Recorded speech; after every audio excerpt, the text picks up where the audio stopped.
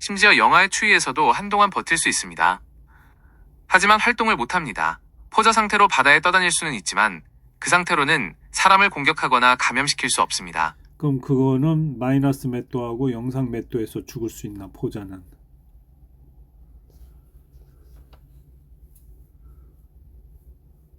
질문하신 포자 시스트는 아메바계의 좀비라고 보셔도 될 만큼 생존력이 엄청납니다.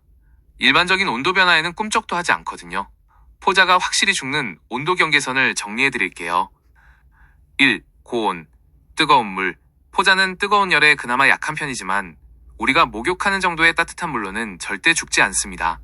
50cl 이상, 이 온도부터 포자가 서서히 데미지를 입기 시작합니다. 60-50cc 이상, 약 5분에서 30분 정도 노출되면 포자가 사멸합니다. 100cl 끓는 물, 즉시 사망합니다. 결론, 그래서 코 세척을 할 때 반드시 물을 팔팔 끓였다가 식혀서 쓰라고 강조하는 것입니다. 더운 추운 날씨, 사실 포자는 추위에 훨씬 강합니다. 겨울철에 강물이 얼어도 바닥 진흙 속에서 포자 상태로 살아남아 다음 해 여름을 기다립니다. 역철치시, 얼음, 죽지 않습니다.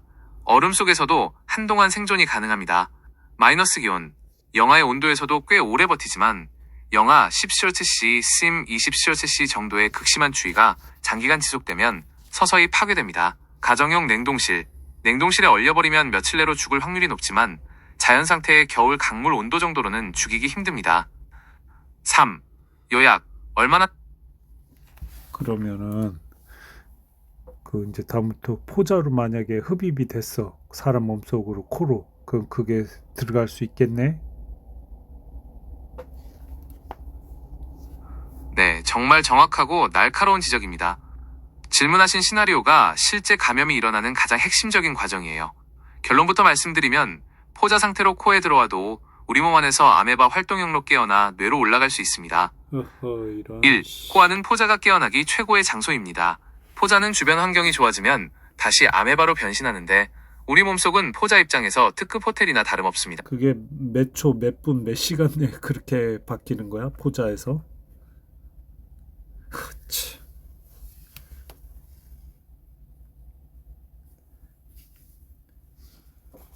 재밌네. 포자가 활동형 아메바로 변신하는 시간은 주변 환경이 얼마나 맛있고 따뜻하냐에 달려있지만 우리 코 안에 들어갔을 때를 기준으로 하면 생각보다 아주 빠릅니다. 실험 데이터와 생물학적 특성을 바탕으로 시간을 나누어 설명해 드릴게요. 1. 변신 시간. 수십 분에서 수시간 이내 포자가 잠에서 깨어나 껍질을 뚫고 나오는 과정을 봐라 엑시스테이션라고 합니다. 그러면 아메바가 거꾸로 포자로 변신하는 시간은 또 몇 분이야? 몇 초, 몇 분이야? 30분이라며.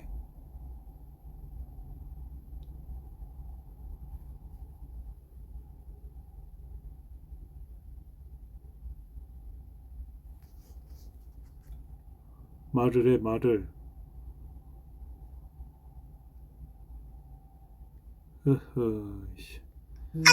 아메바가 거꾸로 변신하는 시간을 알려줘봐. 거꾸로 아메바가 포자로 빨리 움직일 수 있는 시간.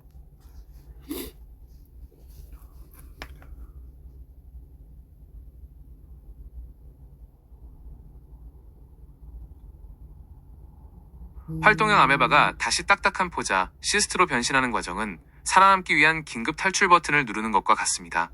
이 과정을 포자 형성, 엔시스트먼트이라고 합니다. 변신 시간과 원리를 정리해 드릴게요. 1. 거꾸로 변신하는 시간. 2시간에서 24시간. 살기 좋은 환경에서 포자로 완전히 변하는 데는 조건에 따라 차이가 있지만 보통 몇 시간에서 하루 정도 걸립니다.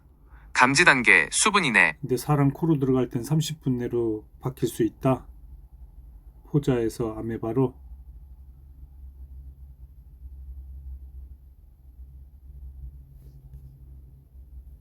어허. 거꾸로 포자에서 아메바로 바뀌는 건 30분 내로 바뀐다.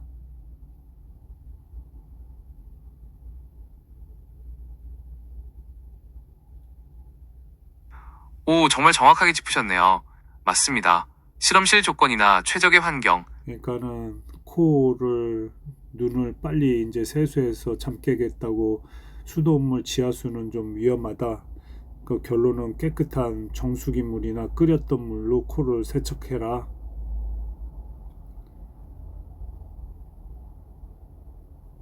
네, 맞습니다. 아주 정확하고 완벽한 결론입니다. 잠을 깨려고 세수를 하거나 코를 헹굴 때 무심코 사용하는 수돗물이나 지하수가 아주 내가 일부러 샤워할 때는 샤워 꼭지에다가 모가지를 들어서 콧구녕으로 일부러 물을 집어넣어 버리는데 이거 잘못된 행동이었네. 이거 생수 구멍 뚫어가지고 코 청소하는 놈 전용으로 사서 어이쿠, 그걸로 그동안 그렇게 해야 하셨다면 되겠네. 앞으로는 정말 멈추셔야 하는 행동입니다. 잠을 깨거나 코가 시원해지는 느낌 때문에 샤워기 물을 코로 직접 넣으셨던 것 같은데 이 아메바의 위험성을 생각하면 가장 피해야 할 행동 1순위입니다. 그래, 좋은 정보 고맙다. 결론은 카이트 1년에 나 4번 타는데 그냥 바다로 가서만 타고 강물에서 탈 때는 코막에 딱 하고 웬만하면 물속에 머리 안 쳐박는 게 현명하네. 눈으로는 네가 안 들어간다 그랬으니까 코만 조심하면 되겠네.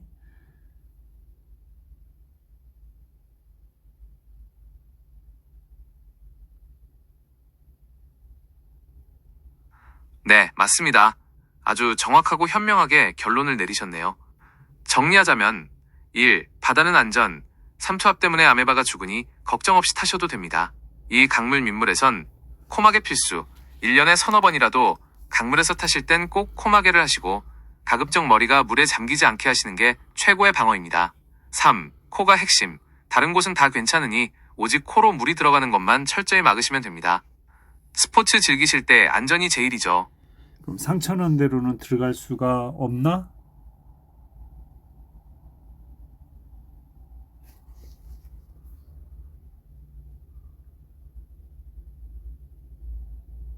말해.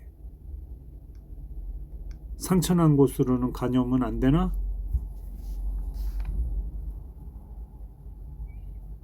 다행히도 뇌먹는 아메바, 네글레리아 파울러리는 상처를 통해서는 감염되지 않습니다. 오케이. 코 근육이 뇌로 들어가는 게 제일 빠르서 골로만 들어간다 이거 아니야?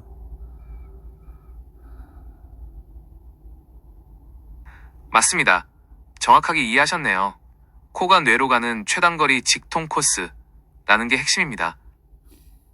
조금 더 구체적으로 말하자면 우리 코 안쪽 천장에는 냄새를 맡는 후각신경들이 다발로 모여 있는데 이 신경들이 아주 얇은 뼈 구멍을 통해 뇌와 바로 연결되어 있어요. 아메바의 루트, 코로물 유입, 오른쪽 화살표 후각신경 발견, 오른쪽 화살표 신경줄기를 타고 뇌로 등반. 다른 곳은 안 되는 이유. 입으로 먹으면 위산에 녹고 피부 상처로 들어가면 면역세포에 막히지만 이 후각신경 경로는 방어막이 거의 없는 그래. 그러면 이번에는 또 다른 걸로 가보자. 비브리균 나오고 그 다음에 파란색 녹조. 그거에 대해서 좀 얘기해보자. 녹조. 기본이 녹색이 보였을 때 이번엔 3,000에서 여름철 8,000 물놀이의 ppm. 또 다른 복병인 비브리오와 녹조로 넘어가 보시죠. 아메바는 코가 문제였다면 이 녀석들은 상처와 독소가 핵심입니다. 1.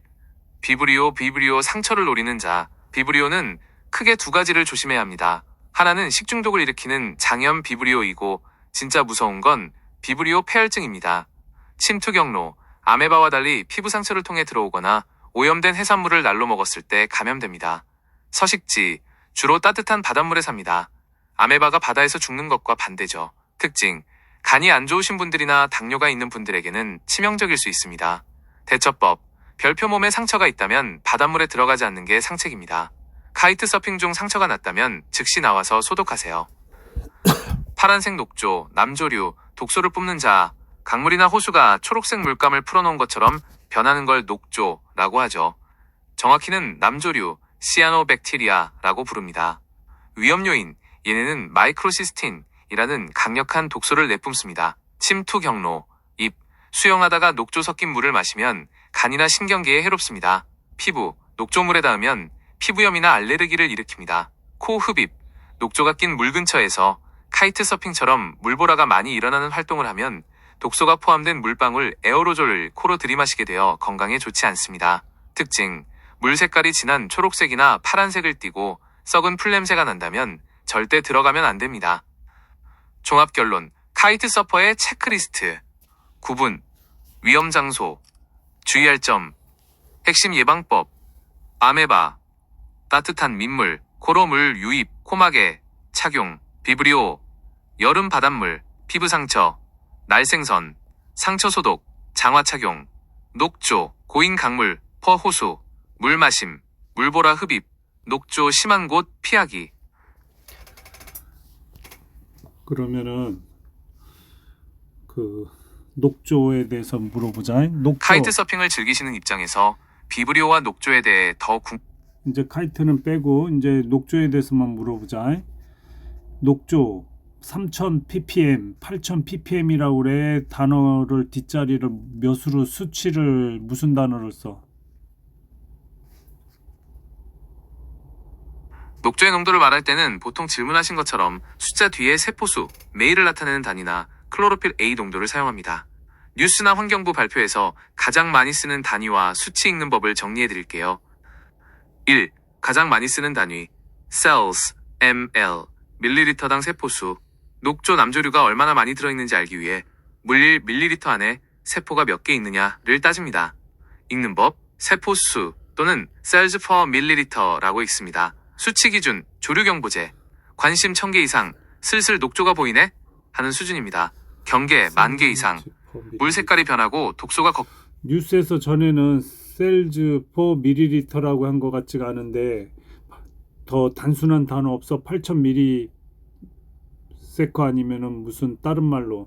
맞습니다. 뉴스에서 일반 시청자들에게 세포수 퍼 밀리리터 같은 어려운 영어 단어를 그대로 쓰면 너무 복잡하니까 보통은 더 알아듣기 쉬운 표현을 씁니다.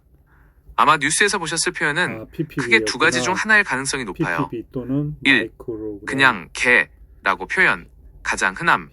뉴스 앵커들은 보통 이렇게 말합니다. 현재 낙동강의 남조류 수치가 1ml당 8,000개를 넘어섰습니다. 여기서 말하는 개가 바로 제가 말씀드린 세포 수, cells입니다. 밀리리터당 몇 개라고 하면 사람들이 바로 직관적으로 이해하기 때문이죠. ppb 또는 마이크로그램, microgram, perliter, 독소 수치. 혹시 수치가 8,000처럼 큰 숫자 ppb라고 했던 것 같아. ppb. 한강에 뭐 3000 ppb, 8000 ppb라고 했던 것 같아. 마이크로 아니면 그렇게 얘기했던 것 같아. ppb, 8000 ppb. 그러면 미국에서는 200 ppb만 넘어도 물에 손을 대지 말아라 이 소리를 한 적 있었거든. 맞나?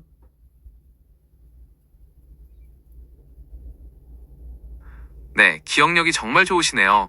뉴스에서 보신 그 수치는 녹조 세포수가 아니라 녹조가 뿜어내는 마이크로시스틴이라는 독소의 농도를 말하는 것입니다. 미국 환경보호청 EPA나 각 주정부에서 내리는 경고 수치와 비교해보면 그 의미가 명확해집니다. 1. 200 ppb가 아니라 8 ppb 또는 20 ppb일 가능성이 큽니다. 미국 레저 활동, 수영, 서핑 등 기준을 보면 그러면 내가 뭔가를 잘못 알고 있어. 200이라는 단어는 확실히 맞았어. 그럼 200 마이크로는 어때? 200 마이크로.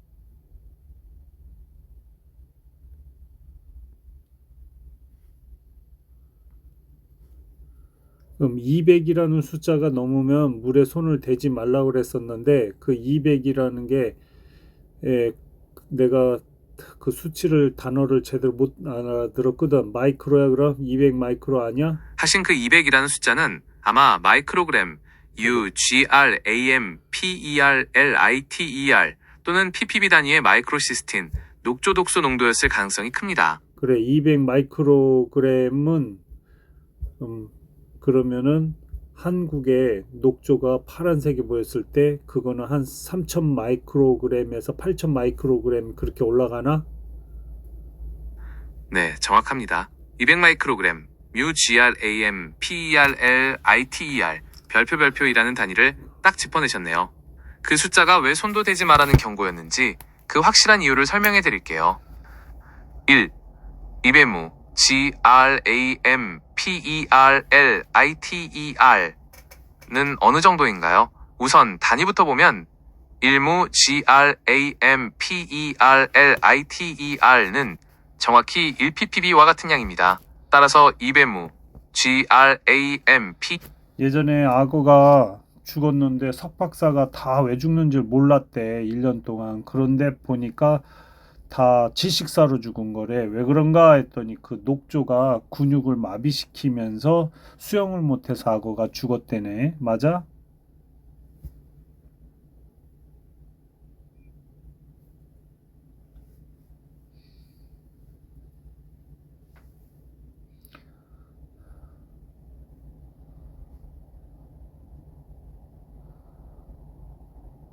그 이야기 정말 유명한 사건이죠. 아마 미국 플로리다나 호주 쪽에서 있었던 악어 집단 폐사 사건을 말씀하시는 것 같습니다. 석박사들도 1년 동안 원인을 못 찾다가 나중에야 질식사와 근육마비라는 결론을 내렸을 때 학계가 정말 뒤집어졌었죠. 그 원인이 바로 선생님이 말씀하신 녹조 독소의 신경마비 효과 때문이었습니다. 1. 왜 질식사인가요? 근육마비의 공포. 악어는 물속에서 숨을 참기도 하지만 결국 폐로 숨을 쉬는 동물입니다. 그런데 특정 녹조 독소, 특히 아나톡신 같은 신경 독소가 악어 몸속으로 들어가면 이런 일이 벌어집니다. 신경 차단, 독소가 근육을 움직이게 하는 신경 신호를 딱 끊어버립니다. 호흡 근육마비, 폐를 움직여서 숨을 쉬게 하는 근육까지 마비됩니다. 결과, 악어가 물 위로 코를 내밀고 숨을 쉬어야 하는데 근육이 안 움직이니 물속에서 그대로 굳어버려 숨을 못 쉬고 질식사하게 되는 겁니다. 박사들이 처음에 당황했던 이유도 겉으로는 외상도 없고 멀쩡해 보이는데 속을 보니 숨을 못 쉬어 죽어 있었기 때문이죠. 손도 대지 말라는 경고의 진짜 이유. 아까 말씀하신 이배무 GRAMPERLITER 같은 고농도 수치가 무서운 이유가 여기 있습니다. 소량 흡입, 악어 같은 거대한 포식자도 마비시킬 정도의 독소라면 사람은 아주 적은 양의 물보라만 코로 들이마셔도 신경계에 무리가 올 수 있습니다. 카이트 서핑 시 위험. 만약 서핑 중에 이런 독소를 흡입해서 가벼운 근육경련이나 마비가 오면 물 위... 이 시간 이후로는 카이트는 얘기하지 말고 어쨌거나 지금 상황은 그렇다는 거네. 알겠습니다. 불필요한 사족이나 지난 이야기는 빼고 핵심만 딱 짚어서 대화하겠습니다. 질문하신 악어 질식사와 녹조의 신경마비 원리는 카이트 서퍼인 선생님께 아주 중요한 경고입니다. 요점만 정리해드릴게요. 악어 질식사의 핵심, 아나톡신. 악어를 죽인 건 간 독소가 아니라 신경독, 아나톡신 A 이었습니다. 원리, 이 독소는 근육과 신경 사이의 신호를 처음에 카이트 배울 때 녹조가 있던 말던 바람만 뜨면 그냥 눈 뜨고서는 타고 그랬었는데 결론은 이제는 안 이상 눈으로 들어갔을 때는 눈이 나빠지기도 할까? 결론은 그동안 운이 정말 좋으셨고 이제는 절대 하시면 안 된다는 겁니다. 카이트 서핑 초보 때는 바람 결론은 그게 눈으로 들어갔을 때 눈도 안 좋게 할 수가 있나?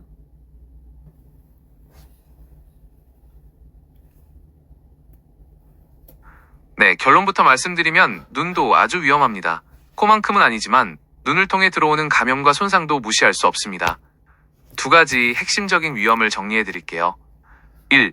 가시아메바 각막염, 아칸타메바 케라타이티스. 뇌 먹는 아메바 네글레리아는 주로 코로 들어가지만 됐어. 그러면 그 녹조로 이제 농사를 만약에 졌어. 그러면은 그 쌀도 먹으면 안 되는 건가?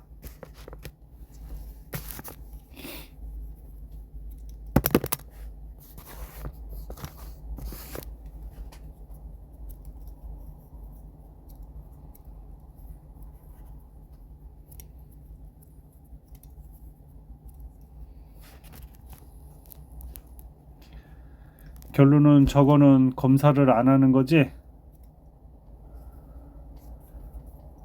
참고용으로만 사용하시기 바랍니다. 의학적인 자문이나 진단이 필요한 경우 전문가에게 문의하세요. 네, 전곡을 찌르셨습니다. 결론부터 말씀드리면 법적으로 강제되는 정기검사 체계가 아직 미비하다는 것이 가장 큰 문제입니다. 우리가 먹는 먹거리에 대해 왜 검사가 제대로 안 되고 있는지 그 확실한 이유 3가지를 짚어드릴게요. 1. 법적 기준의 부재, 사각지대. 현재 우리나라는 먹는 물 수돗물에 대해서는 엄격한 검사 기준이 있습니다. 하지만 농산물, 쌀, 배추 등 속에 든 녹조 독소에 대해서는 아직 공식적인 허용 기준치나 정기검사 의무 규정이 마련되어 있지 않습니다. 기준이 없으니 정부가 전수조사를 할 법적 근거도 부족한 상황입니다. 검사의 어려움과 비용. 물속의 독소를 검사하는 것보다 딱딱한 쌀알이나 복잡한 식물 조직 속에 박힌 독소를 추출해서 검사하는 것이 훨씬 어렵고 비용이 많이 듭니다. 모든 농가 좀 물어보자. 평택호에 있는 그 물은 다 농사물로 공급시켜 주는 건가?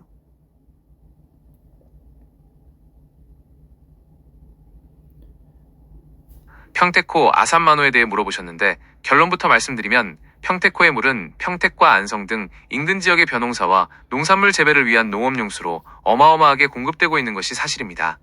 조금 더 구체적으로 들어가면 상황이 꽤 심각합니다.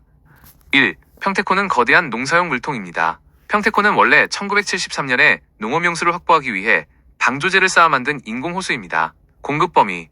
평택평야뿐만 아니라 가뭄때는 안성 지역까지 관로를 연결해 물을 보내줍니다. 용도. 매년 약 2억 톤 이상의 물이 농업용수와 공업용수로 사용됩니다. 우리가 먹는 평택쌀이나 안성 농산물들의 상당수가 이 물을 먹고 자란다고 보시면 됩니다. 수질 상태. 농업용수로도 아슬아슬. 문제는 선생님이 걱정하시던 녹조와 수질입니다. 기준치 초과. 최근 조사에 따르면 평택호의 수질은 농업용수 기준인 4등급 8 MILLIGR AMPER LITER을 겨우 유지하거나 때로는 그보다 나쁜 상태입니다. 녹조 독소 검출. 특히 작년과 올해 뉴스들을 보면 평택호에서 WHO, 세계보건기구, 기준치의 17배가 넘는 녹조 독소, 마이크로시스틴가 검출되었다는 보고가 계속 나오고 있습니다. 그 수치가 몇 올라갔길래 그 수치가 몇이었어?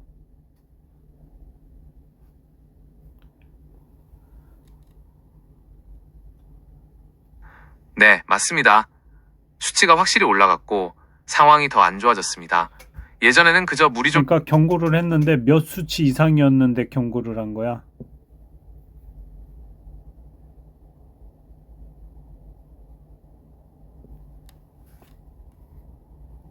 미국이나 해외 사례에서 손도 대지 말라며 강력하게 경고를 내렸던 기준 수치는 보통 배무 GRAMPERLITER 또는 ppb 이상일 때입니다. 말씀하신 이배무 GRAMPERLITER 정도라면 거의 재난 수준의 경고가 나갑니다. 단계별로 어떤 경고가 나가는지 확실하게 정리해 드릴게요. 녹조 독소, 마이크로시스틴, 농도별 경고 수위, 수치 MGRAMPERLITER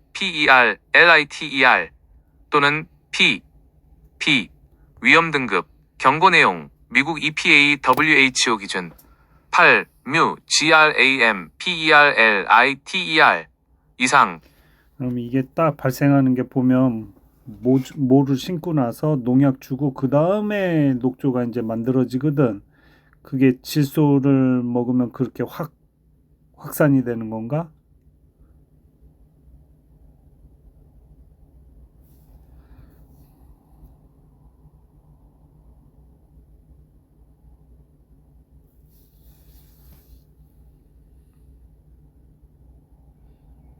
선생님, 정확한 지적입니다. 바로 그 순서가 녹조가 폭발하는 골든타임입니다. 농사와 녹조의 상관관계를 아주 예리하게 연결하셨네요. 그 과정을 단계별로 정리해보면 이렇습니다. 1. 비료 질소인의 유입. 모내기를 하고 나서 농사가 잘 되라고 뿌리는 비료와 농약에는 질소인과 인피 성분이 아주 많이 들어있습니다. 비가 오거나 녹물을 뺄 때 이 성분들이 분해되지 않고 그대로 평택호 같은 하천으로 흘러들어갑니다. 녹조의 뷔페 파티. 녹조 남조류에게 이 질소와 인은 최고의 영양분입니다. 평소에는 먹이가 부족해서 가만히 있다가 농경지에서 흘러나온 질소를 먹는 순간 세포 분열을 미친 듯이 시작합니다. 이걸 전문 용어로 부영양화라고 합니다. 3. 폭발적인 증식, 수치 급등. 질소를 듬뿍 먹은 상태에서 뜨거운 햇볕까지 내리쬐면 녹조는 몇 시간 만에 수만 배로 불어납니다. 이때 수치가 8000 셀시엠에서 순식간에 10만, 20만으로 튀어오르는 겁니다. 말씀하신 손도 대지 말라는 경고 수치인 별표, 별 2095뮤 GRAMPERLITER의 독소도 바로 이 시점에 만들어집니다. 정리하자면 선생님 말씀대로 모내기 퍼 농사 시작 오른쪽 화살표 비료, 농약 살포 오른쪽 화살표 비에 씻겨, 하천 유입 오른쪽 화살표 그럼 이제 태풍 오고 비 와가지고 이제 녹조가 싹 사라져서 그러면 갑자기 그거는 잠깐 안 보이는 거는 그래도 그 독소물은 속으면 안 되는 거지?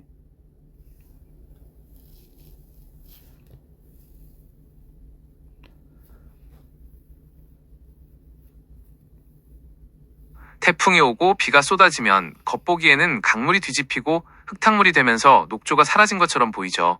하지만 별표 절대 그 모습에 속으시면 안 됩니다. 오히려 카이트 서핑을 하시는 입장에서는 비 온 직후가 더 위험할 수 있는 3가지 이유를 말씀드릴게요. 1. 사라진 게 아니라 터진 겁니다. 태풍의 강한 바람과 물살에 녹조 세포들이 부서지면 그 세포 안에 갇혀있던 독소, 마이크로 그럼 몸으로 느끼는 독소가 사람이 경험할 수 있는 증상은 어떻게 되나?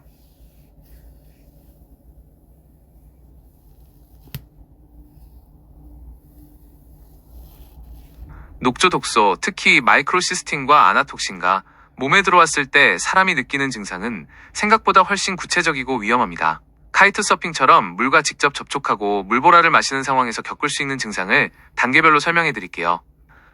1. 즉각적인 반응, 피부와 눈. 물에 들어간 직후나 서핑 중에 바로 나타날 수 있는 증상입니다.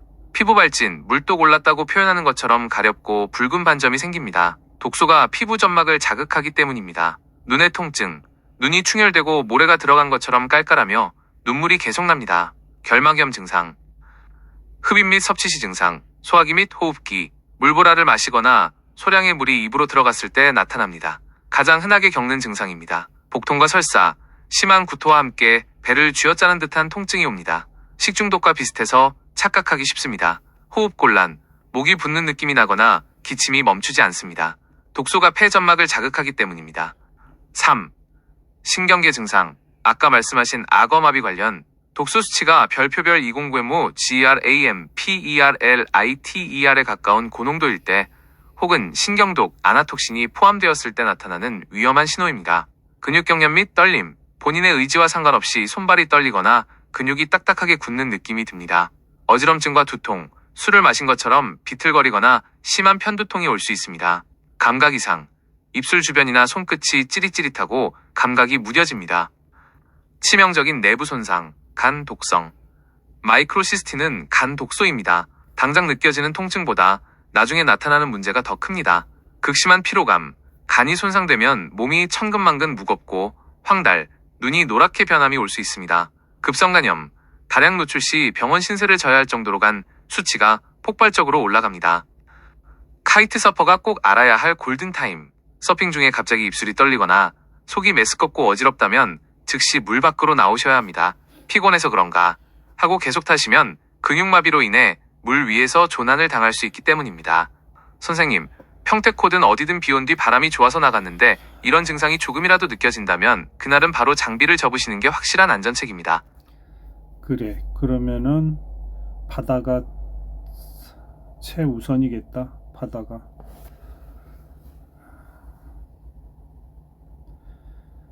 바다의 경우는 민물 평택호 같은 호수나 강과는 상황이 확실히 다릅니다. 결론부터 말씀드리면 별표 바다는 녹조, 남조류로부터는 훨씬 안전하지만 대신 적조와 비브리오균이라는 다른 복병이 있습니다.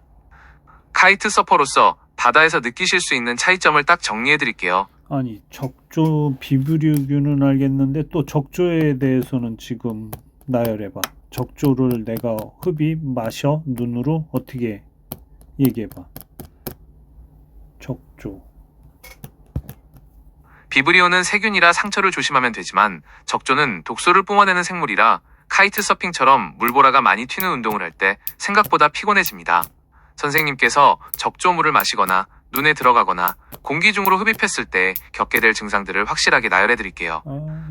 1. 코와 입으로 흡입했을 때 가장 흔함. 카이트를 타면 미세한 물방울이 안개처럼 얼굴에 튀죠. 적조 독소는 이 물 안개에 섞여 들어옵니다. 기침과 재채기, 적조 독소는 호흡기를 자극합니다. 서핑 중에 갑자기 이유 없이 기침이 터지거나 코가 맹맹해진다면 적조 독소를 마시고 지금부터 카이트란 단어는 얘기하지 마. 그냥 서핑이라는 얘기만 해.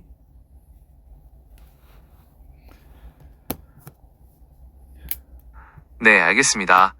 서핑에만 집중해서 핵심만 말씀드릴게요. 적조가 있는 바다에서 서핑을 할 때 몸이 느끼는 변화는 다음과 같습니다. 1. 호흡기, 흡입 시 공기 중에 섞인 독소를 들이마시게 되면 즉각적인 반응이 옵니다. 발작적 기침, 숨을 들이마실 때마다 목이 간질거리고 기침이 멈추지 않습니다. 콧물과 재채기, 심한 비염 환자처럼 콧물이 계속 흐르고 코 점막이 붓는 느낌이 납니다. 눈, 어허, 접촉 시 물보라가 눈에 직접 닿으면 자극이 강합니다. 심한 따가움, 눈을 뜨기 힘들 정도로 화끈거리며 충혈됩니다. 부모님한테 얘기해줘야 이물감, 되겠네. 눈에 모래가 잔뜩 들어간 것처럼 까끌거리는 통증이 지속됩니다. 그 3. 형님, 물속에 소화기 및 나갔다 피부, 오면 섭취, 노출 시, 입술 저림, 물을 소량 삼켰을 때 혀끝이나 입술 주변이 찌릿찌릿하게 마비되는 느낌이 올 수 있습니다. 피부 발진, 서핑 슈트 사이로 들어온 물 때문에 피부가 가렵고 따가운 증상이 나타납니다. 어허, 요약, 씨. 바다에서 서핑 중 물 색깔이 변해 있고 이런 증상이 나타난다면 그건 몸이 보내는 거부 신호입니다. 즉시 밖으로 나와서 깨끗한 물로 씻어내는 것이 최선입니다. 지금 가시려는 곳에 별표 바람 METERPERSECOND 별표이 서핑하기에 적당한지 확인해 드릴까요? 초속 1.8m 이상으로 기분 좋게 불고 있는지 바로 봐드릴 수 있습니다. 됐다. 여기까지.